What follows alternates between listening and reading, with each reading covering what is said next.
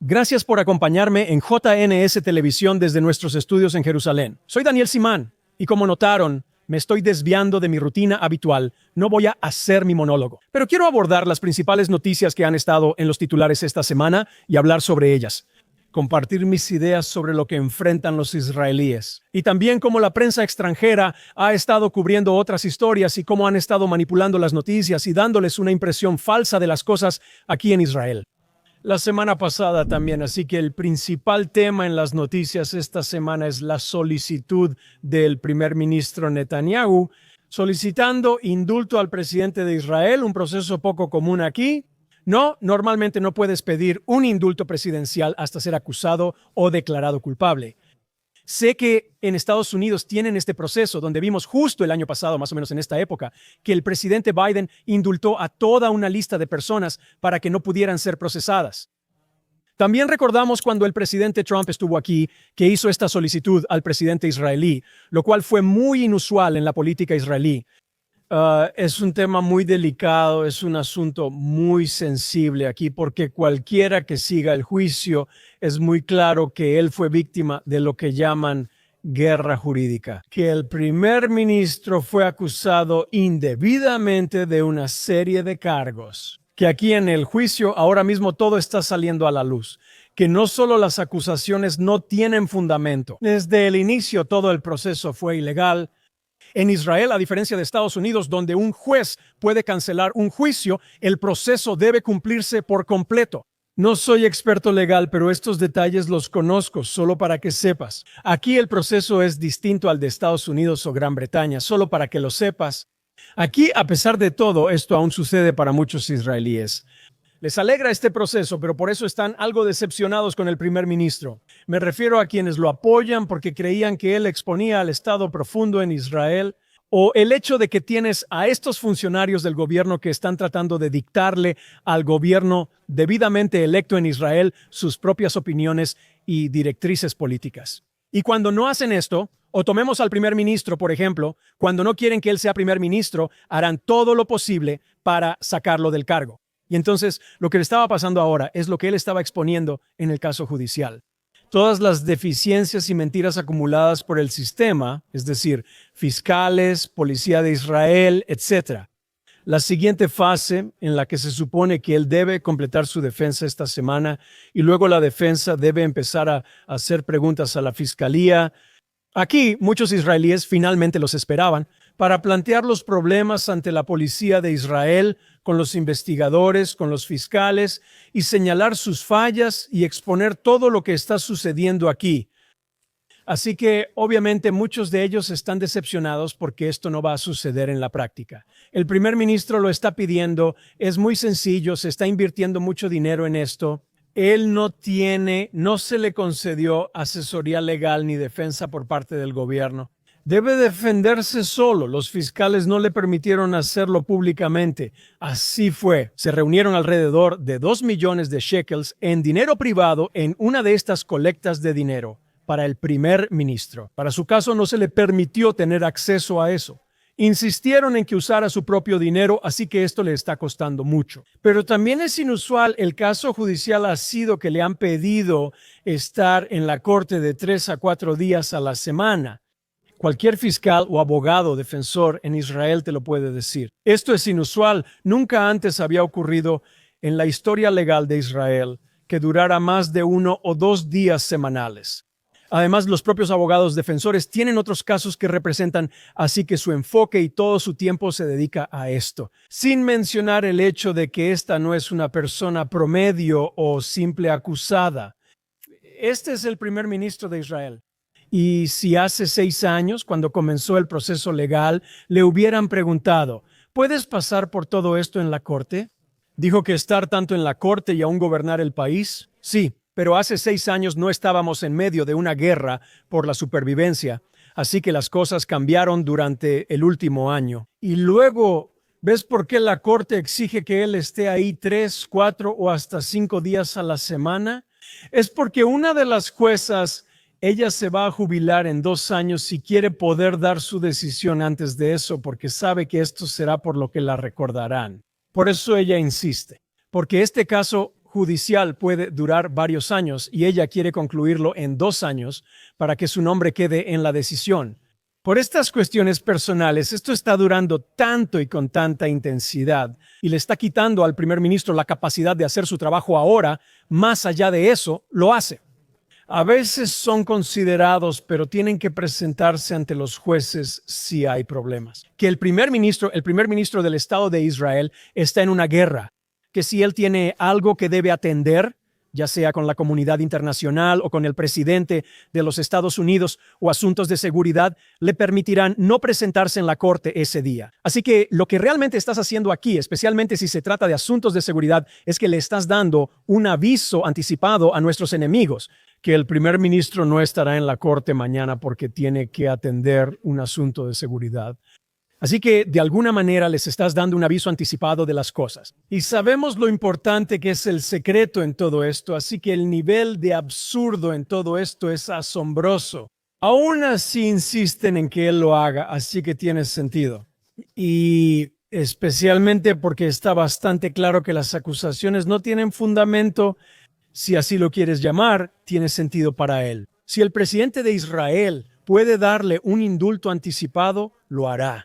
Ya se hizo una vez antes en la historia de Israel, lo hicieron miembros del Shin Bet. En un caso cuando hubo un incidente con terroristas que secuestraron el autobús número 300 en ruta a Ashkelon hace 40 años, en el que los terroristas fueron asesinados y su comportamiento fue cuestionado. Y para no entrar en detalles, el presidente en ese momento, el presidente de Israel, les concedió un indulto sin aceptar la culpabilidad en su caso.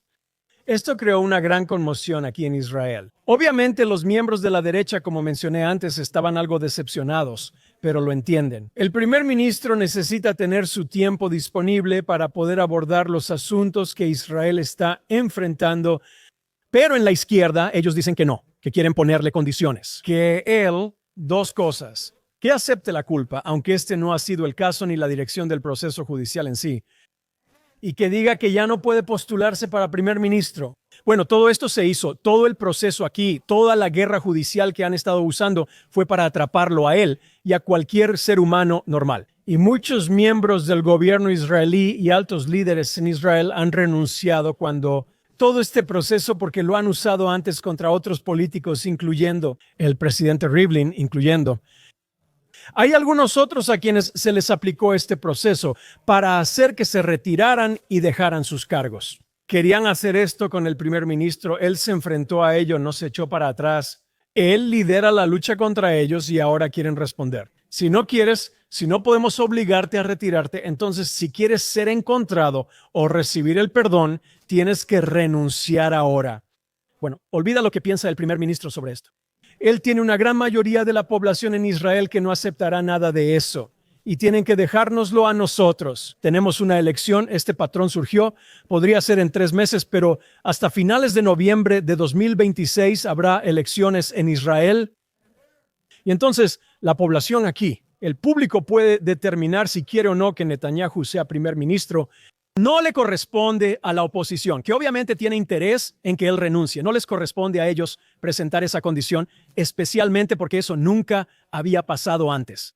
Así que lo que va a pasar es difícil de decir. Hay muchas direcciones diferentes en las que esto puede ir. Puede tomar un par de semanas o incluso más tiempo. El presidente dijo que va a estar discutiendo esto con varias personas. Es difícil decir qué es lo que realmente tiene que discutir, o decides hacerlo o no. Ha habido presión, se le está aplicando presión. Actualmente hay manifestaciones. Los mismos idiotas que protestan desde que Netanyahu fue elegido en Israel, siempre con otra excusa después de ellos. Lo acusan de no preocuparse por los rehenes y de querer que la guerra continúe para preservar su puesto en el gobierno, ya que logró alcanzar un alto al fuego y ya que pudo lograr la liberación, ya que pudo liberar a todos los rehenes, excepto por 2 cuerpos que aún están retenidos. Ahora no tienen nada por lo que manifestarse. Así que ahora están haciendo un problema de esto, dirigiendo sus esfuerzos contra el presidente, amenazándolo con que no dejarán pasar esto si no encuentra, si acepta la petición de Netanyahu. Así que esto se ha convertido en un gran asunto político aquí. Y si consideras el hecho de que el presidente Herzog está considerando regresar a la política israelí y quizás liderar el Partido Laborista en el futuro o algún otro partido, si él decide hacer eso, puede que no sea lo mejor para él. Así que tu suposición es tan válida como la mía. Quiero esperar que él sí aborde lo que creo que es el tema principal que Netanyahu plantea en este asunto, que es muy sencillo. Y el primer ministro dijo, sí, el caso judicial es incómodo, le está costando, le está haciendo la vida miserable a él y a su familia. Pero él quiere, ante todo, terminar este juicio y, según dice, restaurar la estabilidad dentro de Israel, disminuir la furia que hay en las calles y restaurar la unidad. Eso no va a suceder, no por él, sino por las mismas personas que han salido a las calles durante tanto tiempo. A ellos no les importa la democracia, no les importa la unidad, no les importa lo que está pasando aquí en Israel. Ellos solo quieren quitar al partido político y a la persona política a la que se oponen, que es Netanyahu. Agradezco tu comentario, pero ese no es el problema real. El verdadero problema es lo que él dijo claramente. Al final, estamos en medio no solo de una guerra por nuestra supervivencia y, como lo llamamos, la restauración del Estado de Israel. Hay cambios y movimientos tectónicos, y he hablado de esto varias veces en charlas y podcasts anteriores. Están ocurriendo cambios importantes en este momento en Medio Oriente, y hay cosas, muchas de las cuales ni siquiera conocemos o de las que no estamos al tanto. Y cosas que están sucediendo desde el Lejano Oriente, pasando por Medio Oriente, por Europa, e incluso las cosas en Venezuela. Como mencioné en mi conversación y podcast de la semana pasada, los problemas en Venezuela también están relacionados con lo que ocurre en Medio Oriente, Irán y Hezbollah. Así que están ocurriendo cambios importantes y cosas muy relevantes. Y él tiene que poner toda su atención en eso. Y eso es lo que quiere hacer para el futuro del Estado de Israel. Y conozco al hombre, llevo 40 años conociéndolo, trabajé con él durante muchos años. Sé que su principal preocupación es la supervivencia del pueblo judío y el futuro del pueblo judío. Creo que él es sincero en esto y quiere enfocarse ahí. Y todo el país debería hacerlo también. Si el primer ministro, el presidente de Israel o Herzog realmente se preocupa por el pueblo y quiere ser líder futuro, creo que debería aferrarse a esta posición del primer ministro Netanyahu y juntos ambos deberían seguir adelante con esto.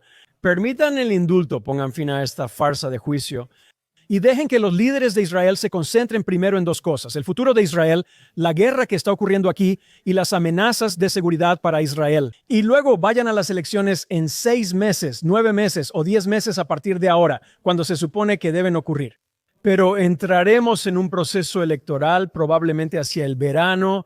Esperemos que no antes. Quizás tenemos la mejor y más solidaria administración estadounidense que podríamos haber pedido. Una administración que está totalmente alineada con nosotros en lo que consideramos nuestras necesidades de seguridad. Ellos tienen otros intereses que no siempre coinciden, pero lo entienden. Este gobierno y el Estado de Israel enfocarán sus esfuerzos en sus propios intereses y seguridad. Y eso es algo que no teníamos con administraciones anteriores y puede que no lo tengamos en el futuro.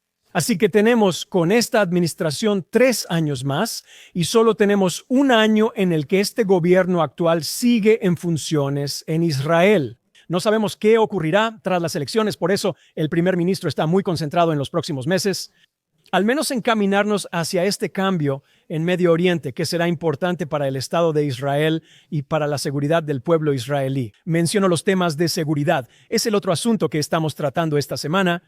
El primer ministro tuvo una conversación con el presidente Trump y discutieron los acontecimientos. La semana pasada hubo un incidente en Siria. Elementos de este régimen sirio actual, además de su ataque contra las minorías en las zonas fronterizas con las fuerzas israelíes en Siria, también hubo una emboscada dirigida contra soldados israelíes en Siria. E Israel los eliminó y dejó muy claro que ya no tolerarán ni aceptarán ningún intento de permitir que fuerzas extremistas, yihadistas, islámicas avancen hacia el sur de Siria y se establezcan a lo largo de la frontera. No solo las posiciones actuales, sino también la frontera con Israel. Ahora hemos entrado en áreas de Siria que recuperamos en la guerra del 73 y en un acuerdo con el gobierno sirio. En ese momento, Israel retrocedió bajo la condición de que hubiera un alto al fuego y que no lo violaran. Lo violaron y además apoyaron a Hamás usando su territorio para atacar a Israel, rompiendo el acuerdo. Israel volvió a entrar en esas áreas y también está proporcionando seguridad a la minoría drusa y a diferentes minorías cristianas en Siria. Israel ha dejado muy claro que bajo las condiciones actuales no vamos a retirarnos ahora. Esto no nos pone en un conflicto. Pero como sabemos, el presidente Trump ha estado intentando elevar el estatus de Yulani, el actual líder de Siria, y él quiere asegurarse de que Israel no lo elimine. Bueno, el primer ministro Netanyahu fue claro, no planeamos hacerlo. Pero al mismo tiempo, después del 7 de octubre, Israel ya no está en la misma situación que antes, ni con Hezbollah en Líbano, ni con los elementos terroristas en Siria. No vamos a permitir que creen ninguna amenaza, ya no más para el público en el Estado de Israel.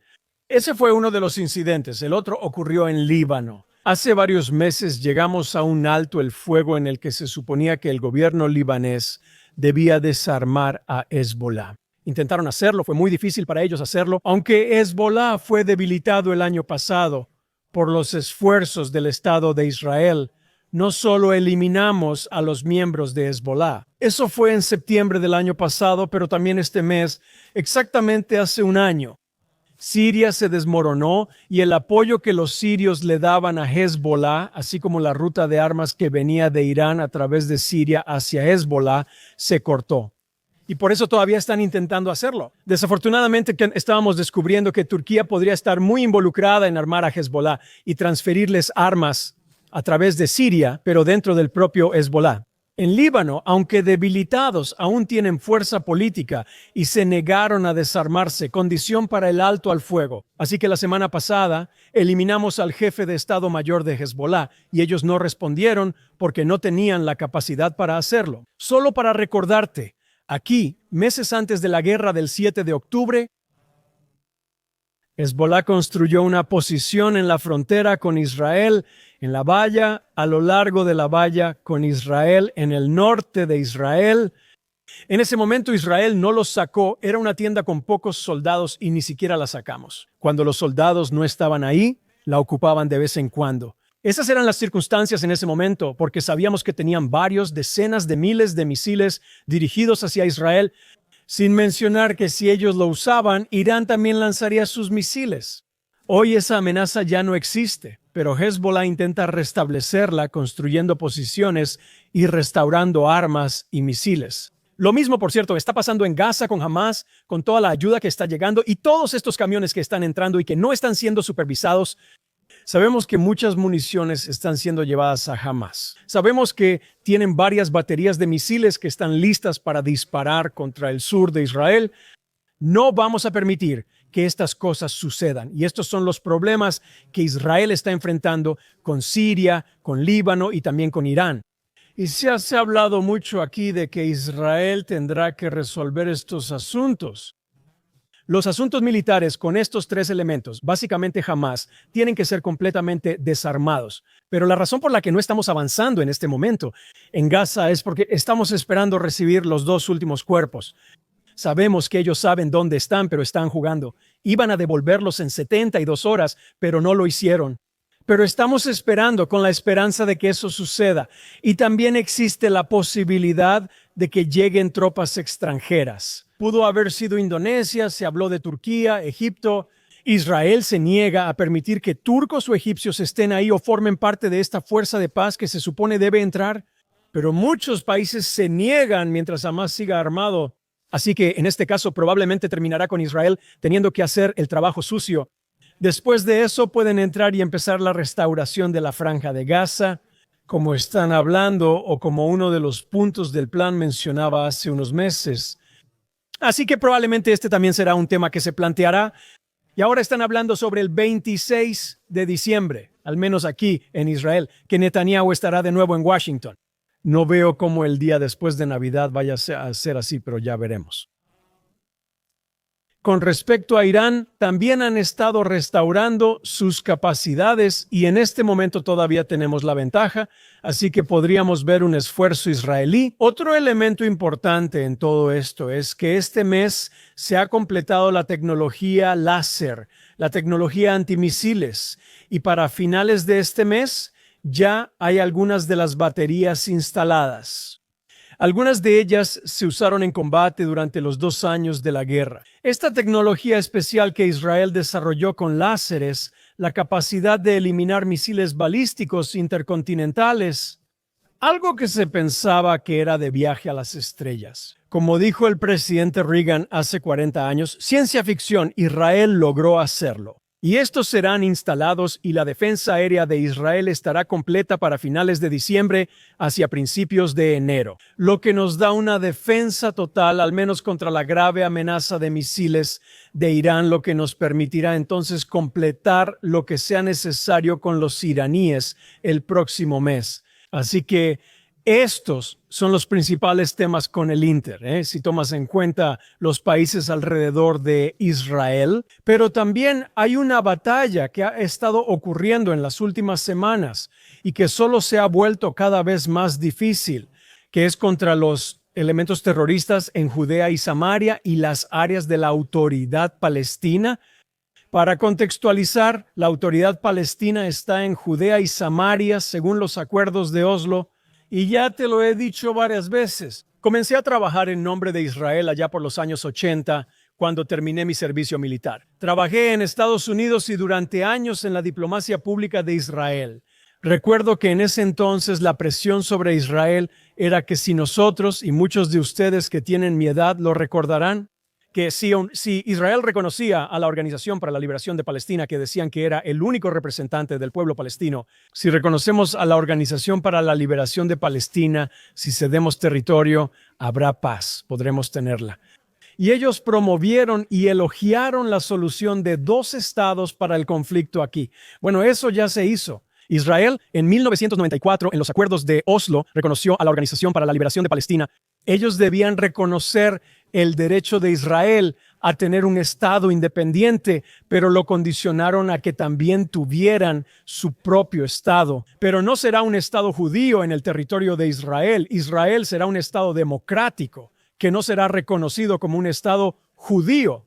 Pero ese es un tema secundario. El hecho es que ellos emprendieron una campaña terrorista y luego descubres que no es la Organización para la Liberación de Palestina, sino los únicos representantes del pueblo palestino. Tienes al Frente Popular para la Liberación de Palestina, tienes la Yihad Islámica, tienes a Hamas. Hamas controla Gaza. Qué sorprendente. Eso fue cedido a la Organización para la Liberación de Palestina en 1994, así que esto no trajo una solución a la situación. Y después del 7 de octubre, muy pocos israelíes consideraron la idea de seguir teniendo un Estado palestino o incluso permitir que la Organización para la Liberación de Palestina sea responsable de las áreas en Gaza que serán restauradas en el futuro. Mientras tanto, las mismas áreas que la Organización para la Liberación de Palestina o la Autoridad Palestina deben controlar. Tienes células crecientes de Hamas, la Yihad Islámica y, más allá de eso, terroristas de la Organización para la Liberación de Palestina que están luchando contra Israel y armándose para un futuro ataque. Y muchos de ellos están diciendo que no habrá un solo 7 de octubre, ni 10, ni 100, ni 1000, sino 10,000, 7 de octubre. Estas son las cosas que están imitando y repitiendo en Judea y Samaria entre los árabes de ahí, que tienen la intención de hacer lo que Hamas hizo el 7 de octubre. Es un artículo muy interesante. Mañana entrevistaré al caballero Nadav Etzny en mi programa de radio Angalai Israel, aquí en Israel.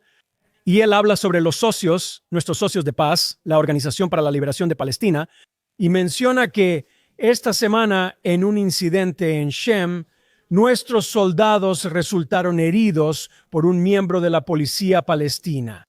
Ahora, ¿por qué es esto importante? Y él aborda el tema porque se suponía que la policía palestina debía ser la única fuerza que tuviera la autoridad palestina, es decir, para vigilar a sus propias fuerzas. No debían tener ningún elemento de seguridad.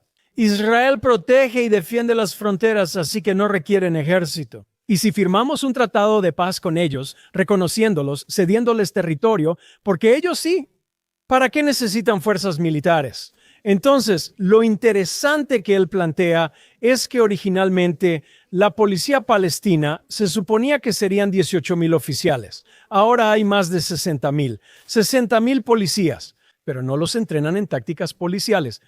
Están siendo entrenados no solo por Estados Unidos, y la CIA también ha estado tratando de entrenarlos, sino que los están entrenando con entrenamiento militar. Y también están recibiendo entrenamiento militar de la Unión Europea y de otros países alrededor del mundo. Y él dice que se les permite ir a entrenar a Jordania, Pakistán, Argelia, y están experimentando con tácticas clásicas de infantería militar, así como con cuerpos de tanques y artillería. ¿Por qué necesitan ser entrenados en todo esto? Y él continúa. Y dice que en los últimos años, a través de Jordania, se han introducido armas de contrabando en Judea y Samaria para la autoridad palestina, áreas de armas pesadas que incluyen ametralladoras y misiles, etc. Así que vemos que no solo lo están violando, sino que claramente están yendo en esa dirección, que es muy similar a lo que hizo Hamas el 7 de octubre de 2023. Y es importante mencionar que durante años Israel de alguna manera ignoró la acumulación de municiones entre Hamas. Estas cosas serán investigadas. Pero la actitud general de las fuerzas de defensa de Israel en ese momento era sobre este tema, que Hamas quiere fortalecer su posición como liderazgo en Gaza, y por lo tanto no tienen interés. Y cualquier ataque con misiles, cualquiera de los incidentes que ellos crearon a lo largo de los años fueron justificados, lamentablemente, por los elementos militares israelíes, diciendo que no, estos son el Frente Popular para la Liberación de Palestina o la Yihad Islámica u otros elementos terroristas, no es Hamas. Y lamentablemente muchas de las señales, las indicaciones de inteligencia que apuntaban al hecho de que estaban planeando un asalto a Israel, un ataque sorpresa, fueron descartadas. Aunque el escalón militar y el alto mando militar recibieron esa información, se aferraron a su percepción de lo que pensaban que Hamas estaba planeando, e incluso no transmitieron esta información al gobierno de Israel. ¿Quiénes son los que se supone que deben tomar las decisiones? Este es parte del problema que tenemos en Israel. Eso aún está por resolverse en cualquier investigación que el país de Israel decida realizar sobre lo que antecedió a la guerra del 7 de octubre. Así que tienes cosas similares sucediendo. Y esta es la preocupación que Nadav Etzny plantea en su artículo, que el si vemos lo que hizo Hamas el 7 de octubre cuando se infiltraron en Israel. Llegaron a las zonas de Ofakim e incluso un poco al sur de eso, que son 23 kilómetros dentro de Israel. 23 kilómetros pudieron entrar a Israel. Y si lo hacen desde cualquier lugar de Judea y Samaria, conociendo la topografía, se ve todo el centro de Israel. Pero 23 kilómetros desde el área más cercana son unas 7 millas, unos 15 a 18 kilómetros. Haz las cuentas desde la línea verde o desde un área donde existe una ciudad palestina, Tulkarim o algo así. Son 7 millas hasta las playas de Israel.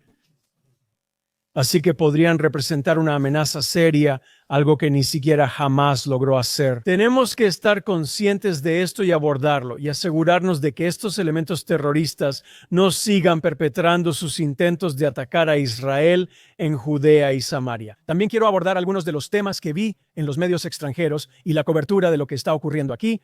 Como mencioné, no hay un gran problema que puedan señalar. Ellos continúan con el genocidio y el hambre. Al ver estas imágenes puedes notar que hablan de hambre o de haberla pasado. El clima en Israel era algo invernal. En semanas recientes hubo algunas inundaciones en la Franja de Gaza. Volvieron a salir estas imágenes, las imágenes de Pallywood, las imágenes de Gaza Wood, de niños ahogándose en el lodo. Y puedes ver esta imagen aquí de estos niños. Es terrible que una de las niñas en la imagen tenga la cabeza al revés. Pon atención a eso. Otras imágenes muestran el hambre y la falta de comida. Bueno, eso es lo que la prensa extranjera te va a mostrar, pero no te muestran imágenes como esta tomada en Gaza. Publicaciones de Instagram de restaurantes y un área de bodas. Y mira la comida que tienen ahí. Mira la riqueza que puedes ver. Esto no es un genocidio ni hambruna. Así que este tipo de cosas es lo que la gente está empezando a darse cuenta ahora y lo están viendo menos así. Tienen que buscar otras opciones y eso están haciendo.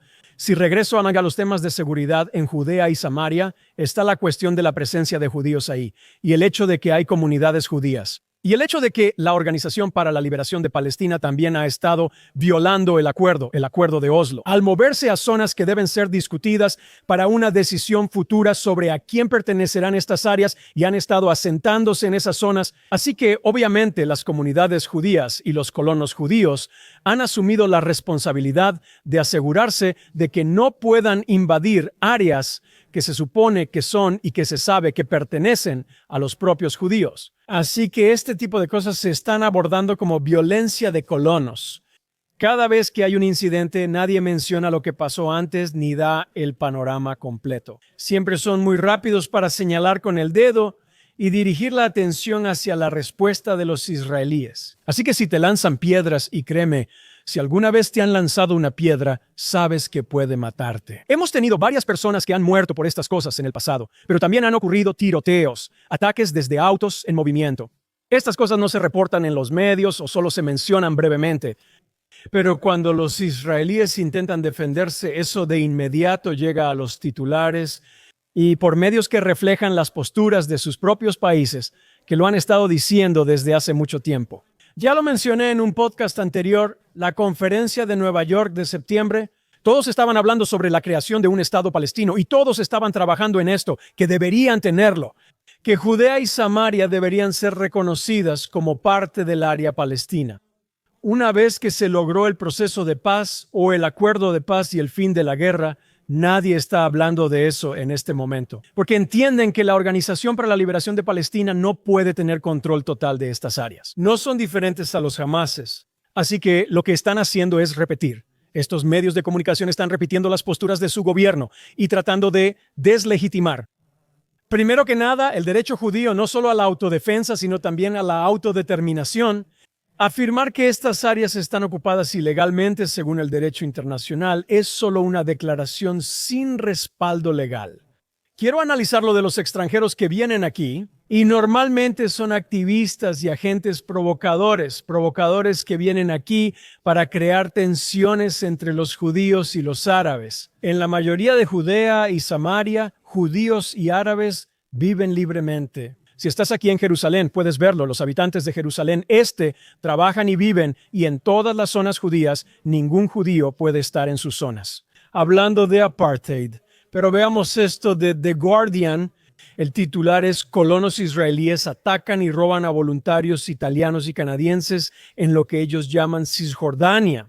Ahora, solo para mostrarte cómo se enfocan en este tipo de incidentes y tienen su cámara de eco, que difunde este tipo de cosas. Esto fue algo que ocurrió varias horas antes. Cuando lo estaba buscando, alguien lo publicó en redes sociales, y cuando lo estaba buscando, ya habían pasado 12 horas. Pero cuando entras a Google y a The Guardian, el primer resultado 12 horas después es este asunto.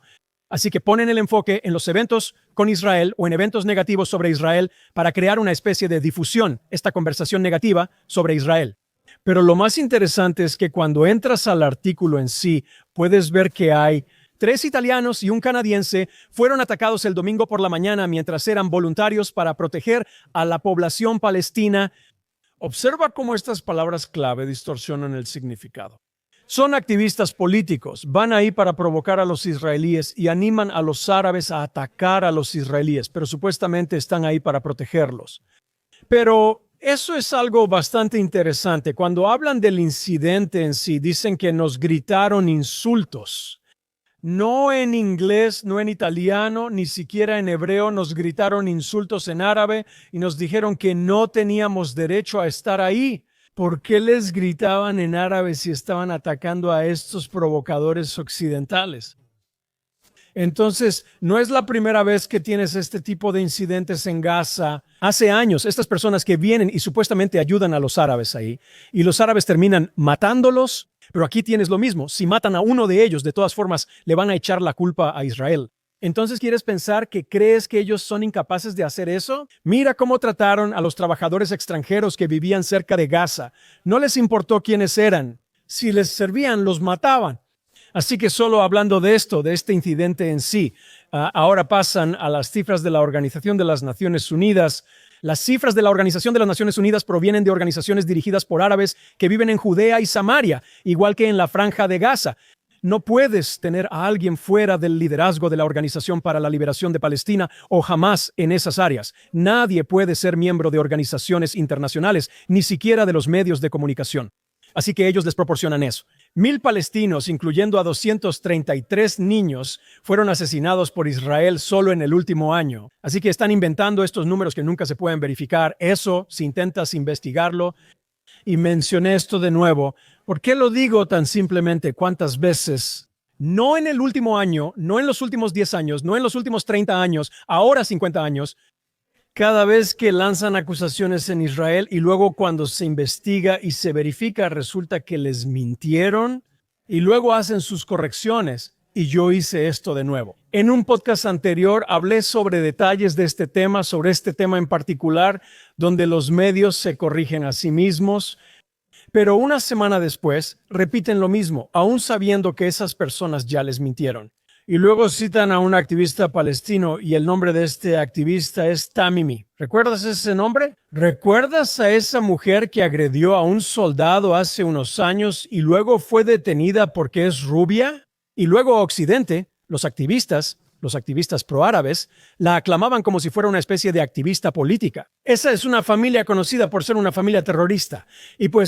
Pero él es la fuente a la que acuden y dice que reclutan voluntarios extranjeros para ayudar a proteger las aldeas palestinas. Así que de alguna manera crean esta impresión de una realidad y luego siguen creando esta impresión de violencia israelí, cuando en realidad nada de esto ha sucedido realmente de la manera en que ellos lo están haciendo. Viendo algunos otros elementos solo para darte otra impresión sobre la cámara de eco con la que estás tratando. Cuando tienes medios extranjeros cubriendo aquí, vi un artículo esta semana otra vez. Esto no está relacionado ahora con el conflicto árabe-israelí, ni con la seguridad aquí, sino con asuntos internos de Israel. Y esto era un artículo que fue tomado de The Forward, lo cual no debería sorprender. Sabiendo su origen político, solo para mostrar la cámara de eco que menciono, hay un informe ahí sobre algo, salió de Israel mismo, que más del 25% de los israelíes están considerando dejar Israel. Siempre ha sido un tema saber cuántos se van y cuántos no.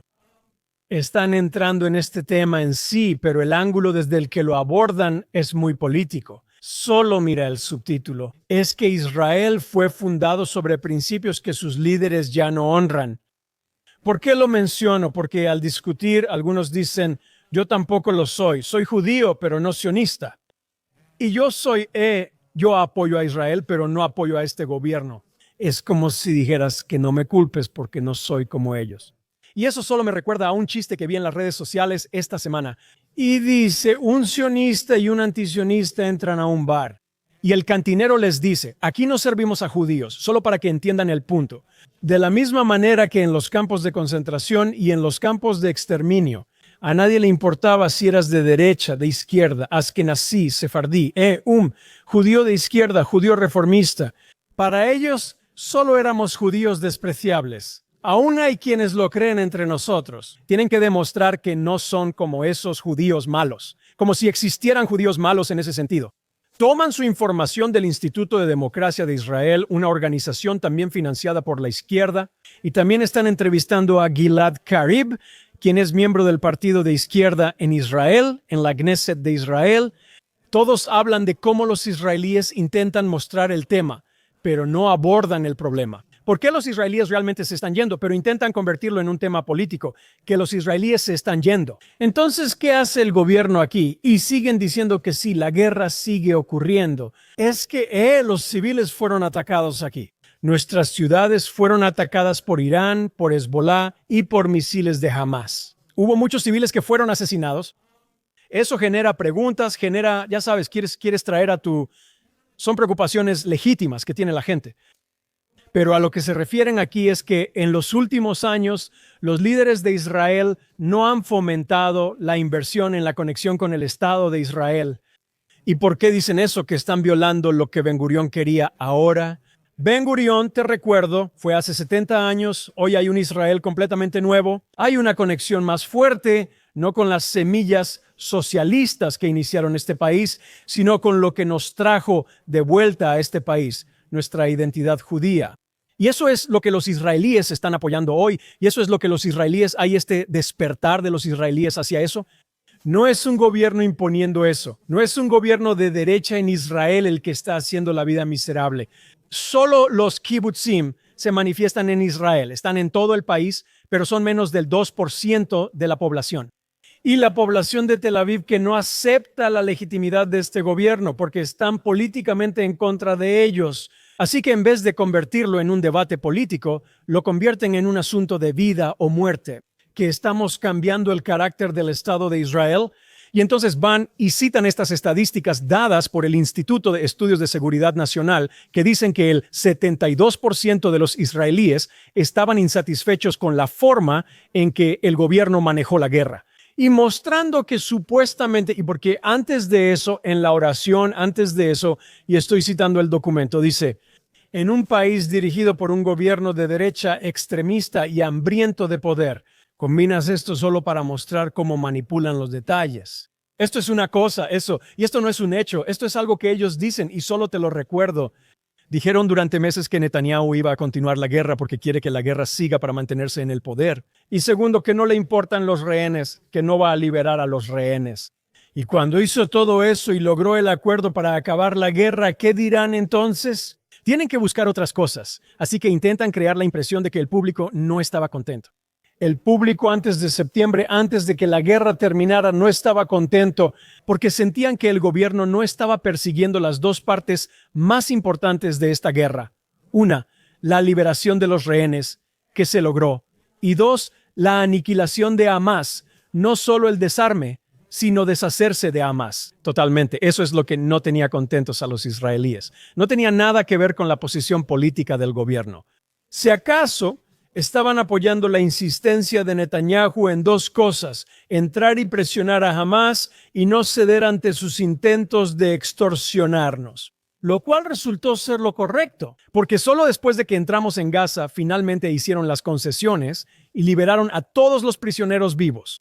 Pero más allá de eso, también tienes la situación con la que estamos lidiando hoy. Tuvimos esta situación donde había alrededor de 240 miembros de Hamás, aquellos que participaron en los ataques del 7 de octubre, atrapados en un túnel de Rafah, ubicado en zona israelí. No les permitimos salir. Había presión por parte del ejército en Israel de que debíamos ser considerados. Déjenlos ir y devolverán los cuerpos que aún tienen, dijo el primer ministro.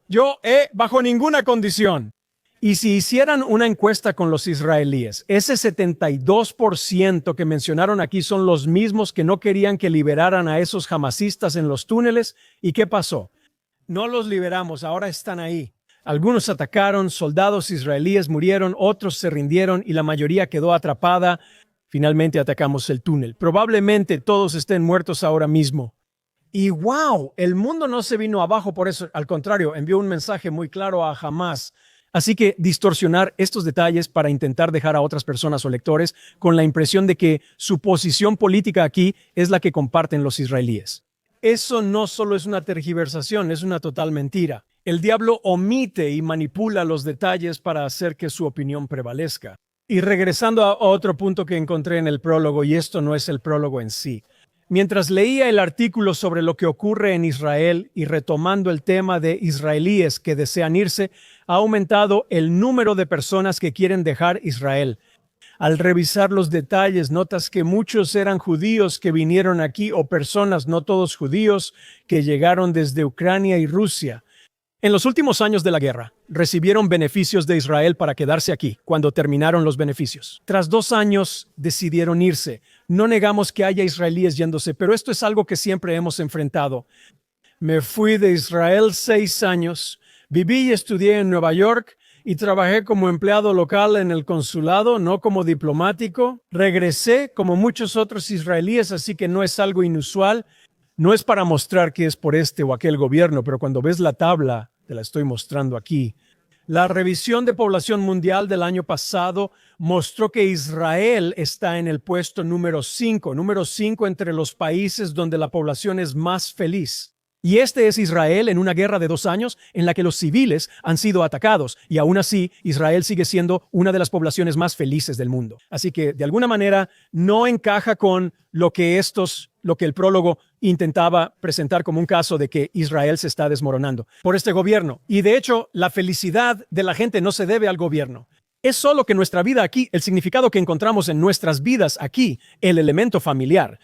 Como mencioné antes en podcasts con los principales psicólogos de Israel, el sentido de comunidad que tenemos aquí, el sentido de identidad religiosa que tenemos aquí, el hecho de que tenemos hijos y nietos, esas cosas son las que hacen que los israelíes estemos contentos con la vida aquí, ciertamente después de los 2000 años de diáspora. Pero regresando a un tema que vi tenía que ver con la apertura de un restaurante cerca de Columbia, en la ciudad de Nueva York, en el que querían usar el nombre o algo en el menú que iba a conmemorar a un niño asesinado en Gaza y querían usar la frase del río al mar. ¿Y por qué menciono esto? Porque ellos dicen aquí, y así es como ves cómo manipulan las cosas, una frase que usan frecuentemente los activistas pro-palestinos y que los observadores judíos consideran un llamado a la destrucción de Israel. ¿Ves? No es que estén llamando a la destrucción de Israel. Que si les preguntas, te lo dirán, lo admitirán. Eso es exactamente lo que quieren decir, del río al mar. Y al globalizar la intifada no es solo contra Israel, es contra los judíos.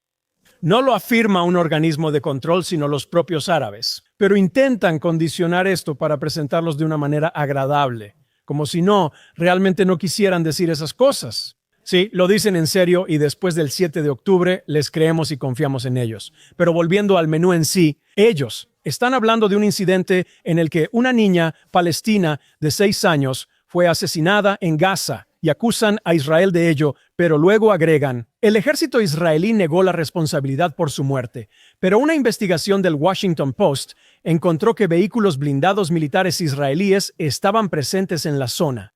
¿Qué crees? Estaban presentes, así que entro al artículo del Washington Post y lo reviso, te dan un enlace, no lo citan exactamente, y en ese enlace encuentras, no había evidencia de disparos israelíes. Había presencia israelí, pero no especifican la distancia. No hay evidencia de que Israel haya disparado en esa dirección. Sabemos que frecuentemente, cuando Hamas, el Frente Popular para la Liberación de Palestina, la Yihad Islámica u otros grupos disparan hacia Israel, no solo se esconden tras civiles, tampoco les importa cuántos de los suyos mueran, pero a ellos ¿qué les importa? De nuevo, una de esas cosas que te dan y la presentan y la enmarcan de una manera que hace que Israel se vea mal, porque no les preocupan los hechos, están trabajando, les preocupa crear esta impresión y hacer que tengas esta impresión sobre el Estado de Israel. Así que, básicamente, como puedes ver en esta supuestamente aburrida semana aquí en Israel, cuando no hubo ningún evento importante, siempre hay algo interesante pasando aquí. Los judíos son noticia, Israel interesa, y la prensa siempre encontrará maneras de tratar de manipular tu forma de pensar y hacer que te pongas del lado de lo que ellos intentan crear, la impresión que intentan crear. Aquí nunca es aburrido. Vivimos tiempos interesantes, así que espero que todo se calme la próxima semana, pero sinceramente lo dudo. Gracias por escuchar. Soy Daniel Simán y esto fue Straight Up en JNS Televisión. Nos vemos la próxima semana. Muchas gracias.